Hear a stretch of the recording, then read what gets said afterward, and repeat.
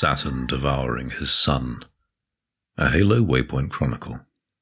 Historians note, Saturn Devouring His Sun takes place in the year 2556, a year following the events of Operation Far Storm in Halo Hunters in the Dark, which saw the UNSC Home Fleet suffer significant casualties from 000 Tragic Solitude's assault on Earth. LV didn't seem like much to most. The sprawling habitat network spanned nearly 30% of the available surface of LV-31, an oblong planetoid locked in orbit amidst the asteroid belt of a nondescript gas giant in the Marcy system. LV got its name from the planetoid's own shorthand, but got its funding from IMC.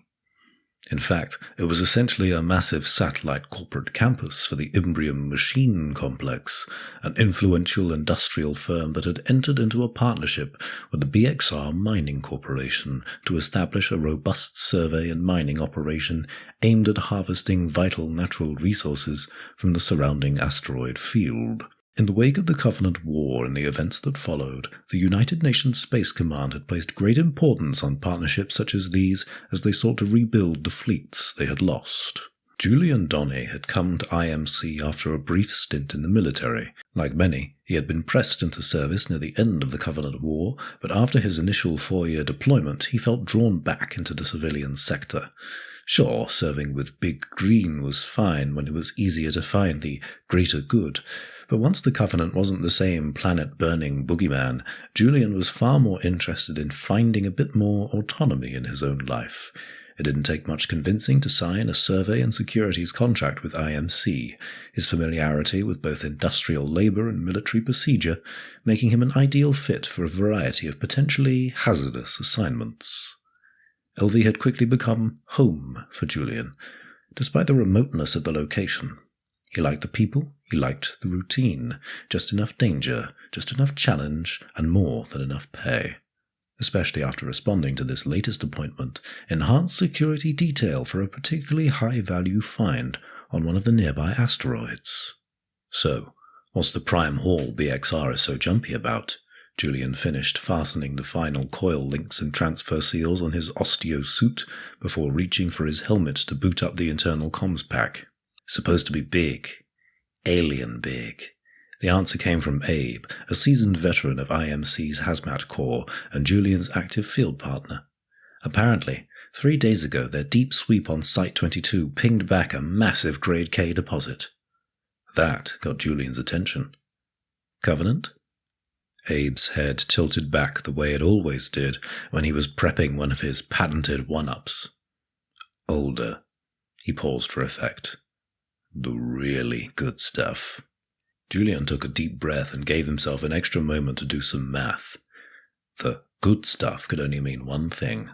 Refined Forerunner alloy, a potentially massive boon to the entire operation, including anyone who might help in securing it. But his mind immediately shifted from credit windfalls back to the task at hand as their group leader entered the room. You two sealed up yet? Mox had been with IMC for well over a decade and wasn't one for dawdling about before an excursion. The halls confirmed? Julian was eager, but still a bit incredulous, knowing Abe had a tendency to jump the assumption gun when it came to big digs. Oh, it's confirmed all right. Mox tapped the status pad on the nearby wall-mounted console and prepped for egress.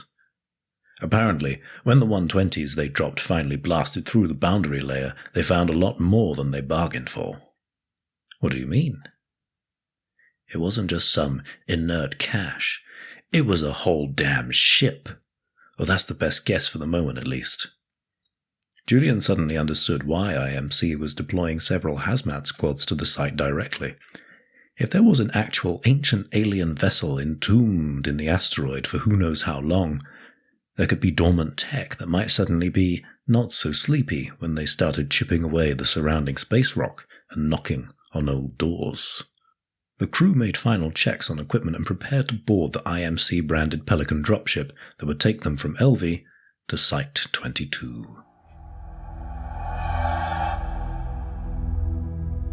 Silence, cold, empty, hunger, dark. barrier, hunger, time, silence, hunger, trapped. The Pelican gave a routine shudder as it made its final descent. It still wasn't exactly Julian's favorite part of the process, but he'd gotten more than used to it by now. Besides, as long as he had Aaron V's latest album blasting on his personal audio channel, a little dropship shimmy wasn't going to dampen his mood. After this payday, he said to himself, I'm absolutely catching the next space liner to finally see them play live. There were still 20 or so seconds left on the song when the channel was overridden by Mox. Hey, Rockstar, tray table's up. Get your gear. Abe snorted and looked Julian's way. That the new V? On repeat, boyo. Julian checked his MK-50 sidekick pistol and refastened the tack tool hatchet onto his chest plate. A few moments later, all clears were given and the Pelican's rear troop bay doors lowered. As each member made their way out, they were greeted by a glittering starfield that made up the bulk of their vista, punctuated by the gas giant's bright blue hue and the grey-brown surface of the asteroid itself. Site 22. Dotting the immediate landscape were the EM-120 augers that BXR had installed to penetrate the outer rock layers. The 120s were often a miner's best friend, strong enough to break up large segments of rocky crust, but precise enough to make delicate headway into more precarious or potentially volatile pockets of dense material. The augers farther out from their landing zone seemed to be continuing unfettered in their progress, but any emplacements within a half-kilometre had been fully shut down. Julian and Abe followed Mox the short distance to where a group of BXR miners and engineers gathered near the mouth of a small cave. Some of the miners were attending to routine maintenance on their cutters, while others seemed to keep their eyes on the IMC hazmat corps with eager anticipation. After exchanging pleasantries and confirming identification clearance and order authorization forms with the BXR foreman, Mox wasted no time getting down to business. Do we have any idea how this thing ended up rock-wrapped? You kidding? The foreman grunted. Never seen anything like it. You'd think God himself painted this silver fish with a damn asteroid brush. And honestly, I don't even know how it got here. I'm just thinking about how we get it out. The foreman glanced towards the opening, and Julian knew the look in his eye well when he turned back. This, my friends, is a retirement-grade find. And you're sure it's a ship? Julian asked. Orbital survey drones did a dozen different scans and all turned up the same basic data. Maybe it's a ship. Maybe it's an interstellar vacation home. Might not be sure what it is, but I sure as hell know what it's worth. As the conversation continued to align on protocols and procedures, Julian's attention wandered to the mouth of the cave. It wasn't a natural formation, of course, but a circular opening several meters in diameter that had been bored in a striating pattern by the nearby augers. Julian was eager to get closer and found himself suddenly and unexpectedly overwhelmed with a unique flavour of curiosity. His mental wanderings were cut short by the sound of Abe's voice. So, what's the plan, Mox? Julian looked back to see his boss heading over, flanked by the rest of the IMC hazmat crew. BXR is going to re-establish a perimeter and recalibrate their equipment to see if they're able to open this can. Mox glanced down at their TACpad and began to assign squad positions. Lance and West, position 1. Beck and Artie, position 2. Louisa and Oswald, position 3. Abe, you and Julian are in position 4. Keep eyes and comms open. We start knocking in 5. Sound, light, sound, hunger, movement, closer, closer. Armored casket, hunger, sound, light, freedom, food. Weave, circuit, command, open, food.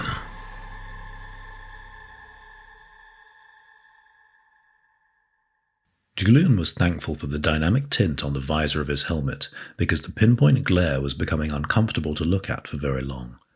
It had been nearly an hour since the BXR contingent had begun their curated salvo of alternating beams from auger emplacements and handheld cutters, but it seemed like the only thing they had successfully displaced thus far was Julian's patience. The foreman gave the signal to hold fire, allowing their equipment to recharge and cool down while they reassessed the situation. Mox came over the IMC comm channel soon after. Positions 2 and 4. Make sure your heat seals are good to go and see how close you can get to the target's surface. I want a closer look and better data on this thing.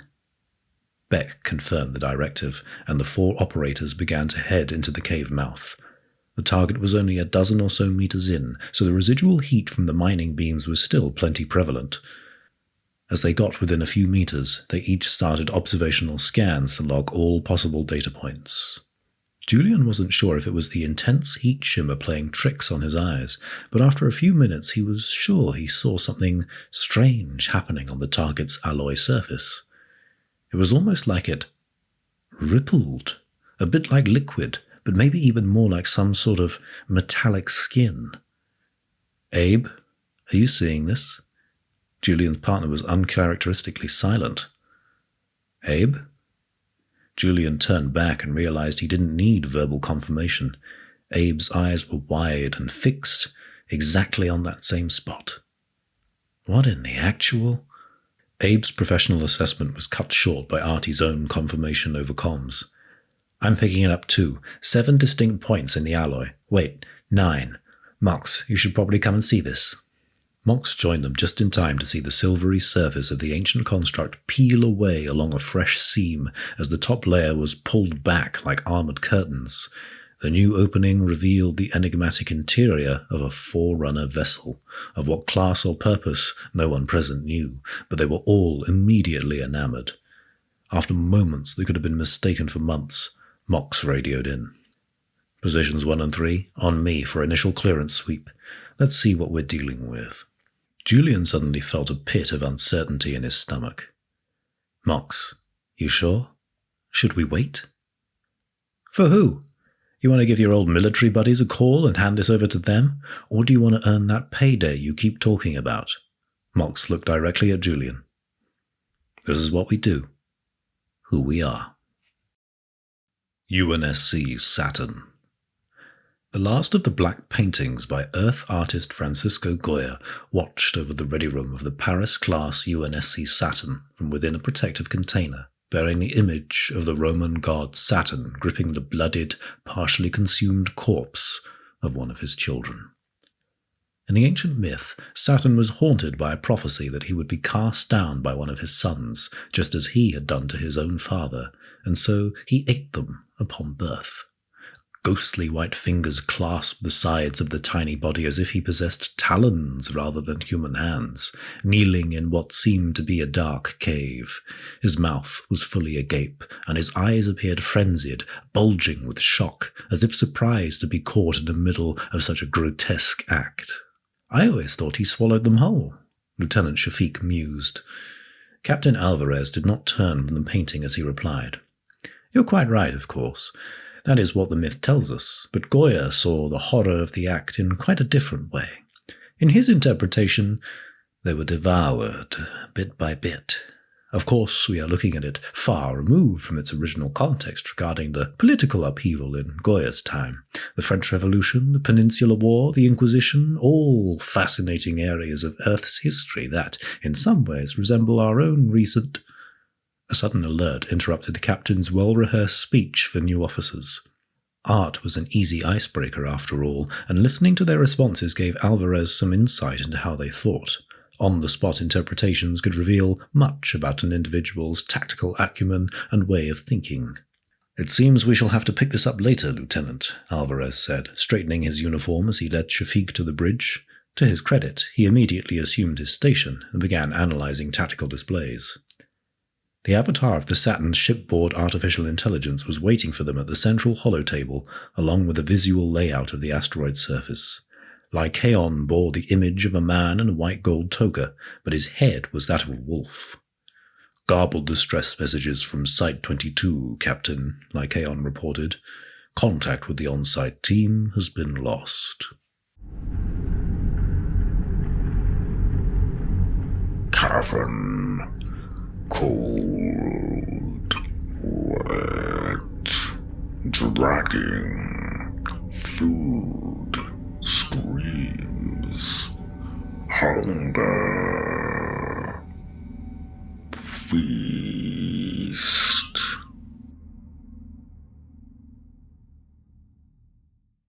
Site-22. Julian wasn't sure he knew what reality was anymore, but he knew it had a soundtrack. Screams, vacillating, ever-present, skin-peeling screams. Whether they continued to come from mouth or mind, he couldn't be sure, and couldn't care. He tried to recollect what had happened, to anchor his thoughts. Not long after Mox and the initial group had gone inside the ship, their reports turned unintelligible, chopped, terrified. Beck and Artie had barely stepped foot beyond the craft's threshold to investigate before they saw Mox sprinting towards them. But it wasn't Mox. Not anymore. And they weren't the only one. Chaos had immediately engulfed Site-22, the miners and civilian contractors trying to fight an unknowable enemy with construction tools. Julian tried his best to hold them off. His military training, albeit brief, had kept him alive in the vital opening moments of the conflict. The longer it went on, however, the more he questioned whether or not he even wanted to survive such a thing. UNSC Saturn. What the hell is going on down there? Alvarez muttered. Can you clean up the distress message? Attempting to now, sir. What played then was largely garbled static, mixed with irregular sounds of what seemed like small arms fire and multiple voices shouting at once. After 36 seconds, the audio fell to silence, though the static remained, like ocean waves washing over sand. Alvarez turned to the central holotable and had Lycaon bring up Site-22's security camera feeds. They cycled through empty vistas of the asteroid's surface before Lycaon locked onto camera 16. The camera covered the view of a rocky moor, a circular opening evidently created by a mining auger. It was the closest they had to the cavern where some kind of discovery had been made. Lycaon had requested further information over 2 hours ago, but the IMC crew had remained tight-lipped as they sought to verify their find. I don't see anything, Alvarez said. Lycaon zoomed the camera's view onto an irregular, shadowy shape. A dark trail smudged the ground behind it, and there appeared to be another figure, wriggling and flailing like a fish pulled onto land from the sea.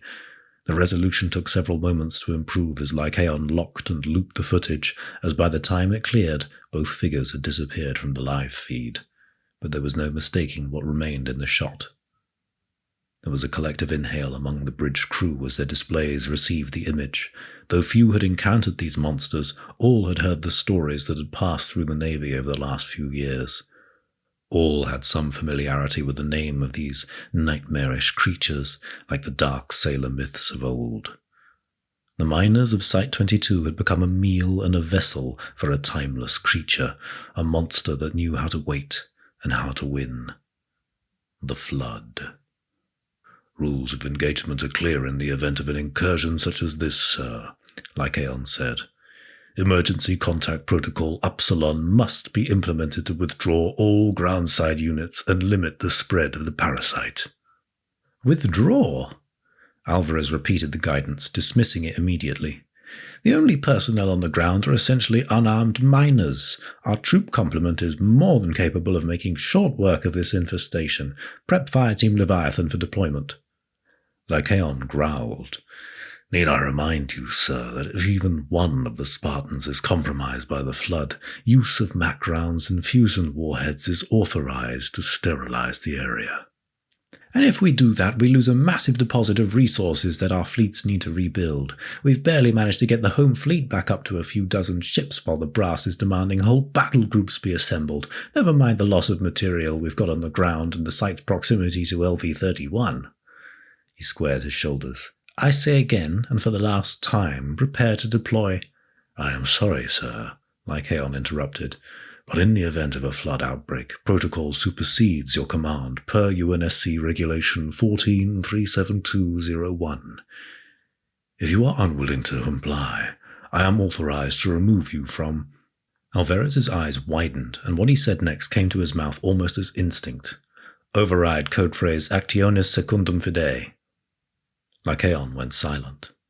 His holographic avatar remained active, and he stood as if calmly awaiting the answer to a question he had asked. Alvarez glanced around at the bridge crew, who were all looking at him from their stations with a mix of expressions on their faces. He stood straighter to project his voice to the crew. "Bring all stations to alert. I want a Hazzle group deployed to support Leviathan. Make ready to form a defensive perimeter and hold the line." A lingering moment of tension hung in the air as none of the bridge crew immediately moved. "Aye, sir," Lieutenant Shafiq spoke, turning his chair back to his station, and the others followed. Alvarez rested his chin on his thumb as he sank into his command chair. His thoughts stayed with the image of the flood form dragging its helpless victim into the cave. He felt the eyes of Saturn on his back, regarding him with those wide, opalescent eyes caught in his act of barbarism. They were devoured, bit by bit. Site 22. Julian was pretty sure he hadn't been infected yet, but he felt like his memories were becoming scrambled just the same as he watched UNSC forces descend on Site 22 like they were dropping in behind Covenant lines.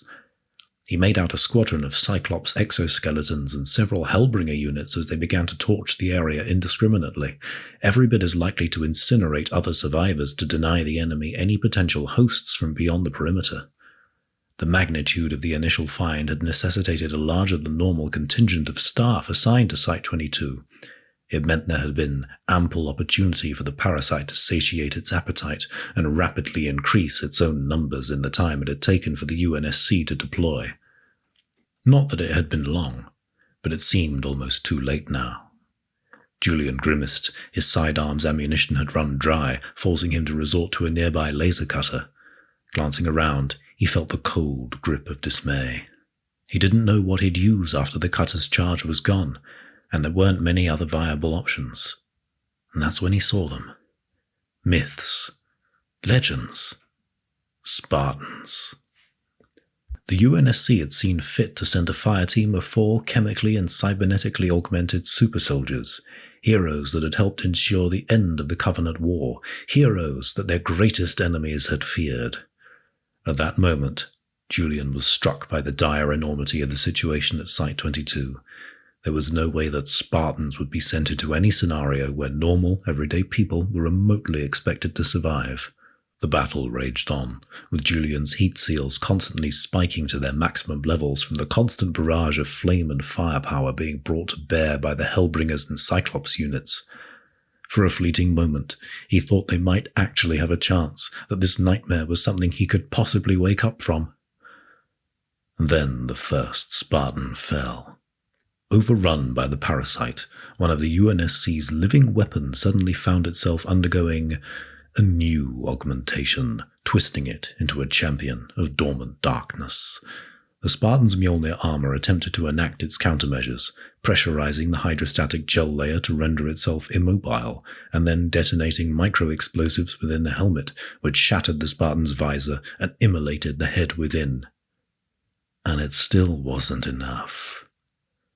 Julian wanted to run, to cry, to hide, but he couldn't move, couldn't tear himself away from the sight of a Spartan turning on its own kind, couldn't stop watching in horror as it tore apart those it had once protected. And then it turned towards him, and Julian knew his big payday would never come. Tearing, scratching, kicking, burrowing, breaking, slicing, chest cavity, spine, wrist, devour. Oh God, get it off me! Get it off me!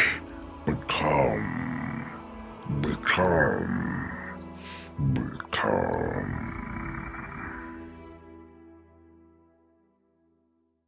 UNSC Saturn. Captain Alvarez stared at the grisly scene that was playing out before him on the holotable and across numerous tactical displays. Horror, denial. He was rigid with them both. How could this have happened? A small-scale infestation of largely unarmed miners had cascaded into an outbreak that now threatened to overwhelm them. Once the flood had consumed everything they needed on the ground, their insatiable hunger would direct them to this ship, where they would be unleashed upon the stars. If that happened, it was game over, not just for humanity, but all life. And it would be his fault. The name of Captain Pedro Alvarez would live in unheard history as the man who unleashed a deluge of plague ships upon the galaxy.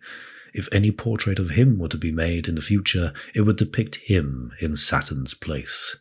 For so long, they had thought of Spartans as symbols of hope that could turn the tide against any enemy they faced, no matter how impossible the odds. But he had never imagined how that could be twisted against them in the event the flood managed to infect these heroes of humanity. No choice remained. Lycaon had been right.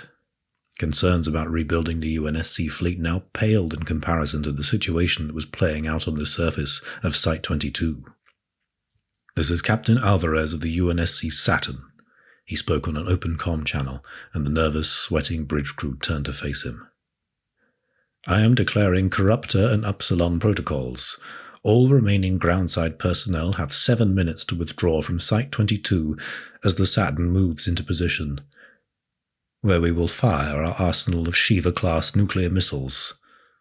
Alvarez avoided looking at Lycaon, who had remained inactive since the captain had uttered the code word to neutralize the AI's attempt to usurp his command. Good luck, and Godspeed. Site-22. Julian saw the world in a new way. But not Julian. Something different. More.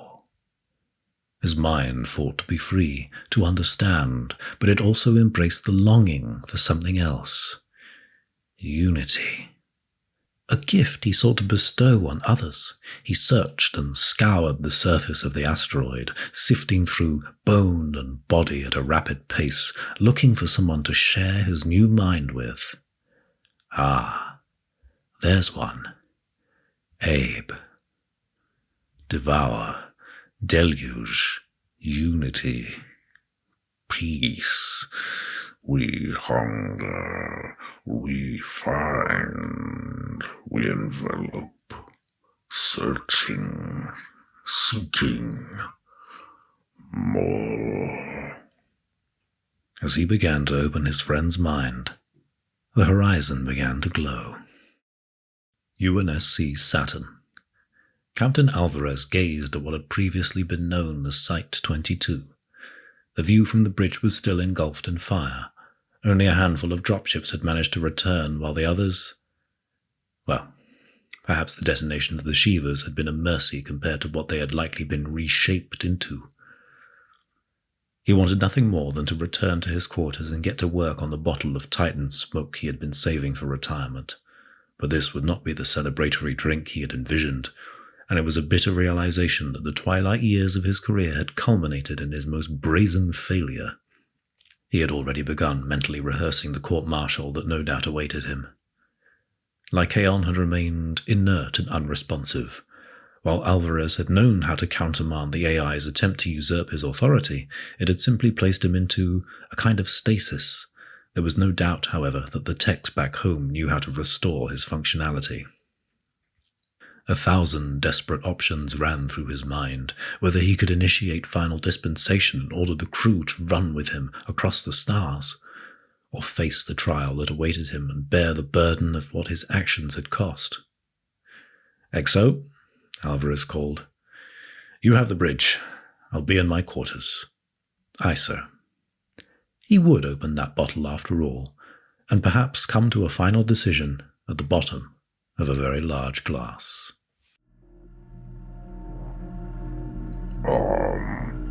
Weapon, chop, cut, hunger, become more. Make it stop. Please make it stop. Memories, training, Hunger. Weapon. Fire. Kneecap. Fall. Devour. Help me. So sorry. Please. Tearing me apart. Others. Feeding. Eating. Horizon. Fire. Death. A sheep. Condor. Approach. Swarm. Hunger. Won't let you. Won't let you. Won't let you. Charging. Sprinting. Slicing. Food. Leave behind. Condor. Won't. Aboard. Let. Devour. Depart. You.